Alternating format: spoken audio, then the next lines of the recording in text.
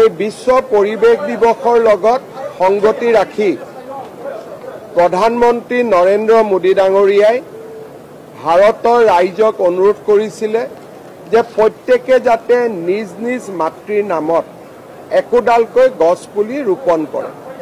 আজি আমি এই আহ্বানক আৰু এখোজ আগুৱাই লৈ গৈ আমি এটা পোৰ্টেল মুকলি কৰিছোঁ, য'ত নেকি সকলোৱে নিজৰ মাতৃ দেৱীৰ নামত একোডালকৈ গছপুলি ৰুই পোৰ্টেলত আপলোড কৰিব পাৰিব আৰু গছডাল যেনেকৈ ডাঙৰ হৈ যাব তেনেকৈ তাক আপলোড কৰি গৈ থাকিব পাৰিব। আৰু আমাৰ ৰাজ্যখনত 2024 চনত আমি 70 লাখ গছপুলি নিজৰ মাতৃৰ নামত ৰুবৰ বাবে ভাৰত চৰকাৰে আমাক অনুৰোধ কৰিছিলে। আমি 22 লাখ বেছিকৈ গছপুলি ৰোপণ কৰিবলৈ সক্ষম হৈছিলোঁ। এই বছৰো আমি আশা কৰিছোঁ যে গোটেই বছৰটোত আমি এই ধৰণে বহু ব্যক্তিক অনুপ্ৰাণিত কৰিব পাৰিম, যাতে তেওঁলোকে নিজৰ মাতৃৰ নামত একোডালকৈ গছপুলি ৰোপণ কৰিব পাৰে। ইয়াৰ উপৰিও আমি আজি আৰু এটা পোৰ্টেল মুকলি কৰিছোঁ, যি আৰ্টিফিচিয়েল ইণ্টেলিজেন্স আৰু ছেটেলাইটৰ সহায়ত ক'ৰবাত যদি ডিফৰেষ্টেশ্যন হৈছে, ক'ৰবাত যদি বনভূমিৰ ক্ষতি হৈছে, তাক আমি লগে লগে ৰিয়েল টাইমত চাব পাৰিম আৰু প্ৰথমতে ব্যৱস্থা ল'ব পাৰিম। সাধাৰণতে যেতিয়া ফৰেষ্ট প্ৰায় শেষ হৈ যায় তেতিয়াহে আমি খবৰ পাওঁ। এই পোৰ্টেলৰ বেচিছত এতিয়া আমি ৰিয়েল টাইম ইনফৰমেশ্যন পোৱা আৰম্ভ কৰিম। দ্বিতীয়তে, আপোনালোকে জানে আমাৰ চৰকাৰ অহাৰ পিছত আমি তৃতীয় বন সুৰক্ষা বাহিনী গঠন কৰিছিলোঁ।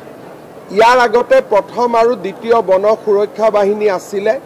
আজি আমি তেওঁলোকক আৰ্মছ, তেওঁলোকৰ বাবে যি অস্ত্ৰ যন্ত্ৰৰ প্ৰয়োজন, অস্ত্ৰ শস্ত্ৰৰ প্ৰয়োজন, তাকো আজি আমি প্ৰদান কৰিছোঁ, যাতে অসমত বন সুৰক্ষাৰ ক্ষেত্ৰত বন সুৰক্ষা বাহিনীয়ে স্বতন্ত্ৰভাৱে আৰু খুব শক্তিশালীভাৱে কাম কৰিব পাৰে।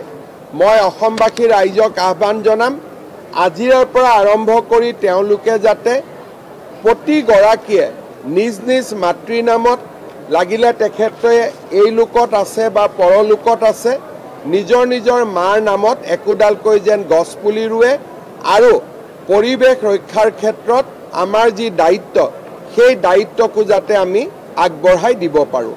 আজিৰ আমি এই পৰিৱেশ দিৱসত এই কাৰ্যসূচীখিনি পালন কৰিছোঁ। ইয়াৰ লগতে বন বিভাগক আমাৰ ৰেঞ্জবিলাকত গাড়ী নাছিলে, ডিভিজনবিলাকত গাড়ী নাছিলে। আজি আমি 130খন গাড়ী, আমাৰ স্কৰ্পিঅ' আৰু বলেৰো, এই ধৰণৰ গাড়ী 130খন আজি আমি ইয়াৰ পৰা ফ্লেগ অফ কৰিছোঁ। ই আমাৰ ডিভিজনত যাব, ৱাইল্ড লাইফ ৰেঞ্জত যাব আৰু কেইখনমান গাড়ী আমি কিনিম, যাতে টেৰিটৰিয়েল ৰেঞ্জবিলাকতো আমি একোখনকৈ গাড়ী দিব পাৰোঁ। বনভূমিক ৰক্ষাৰ ক্ষেত্ৰত আমাৰ নিৰন্তৰ প্ৰচেষ্টাক আজি লোৱা পদক্ষেপসমূহে আৰু অধিক শক্তিশালী কৰিব।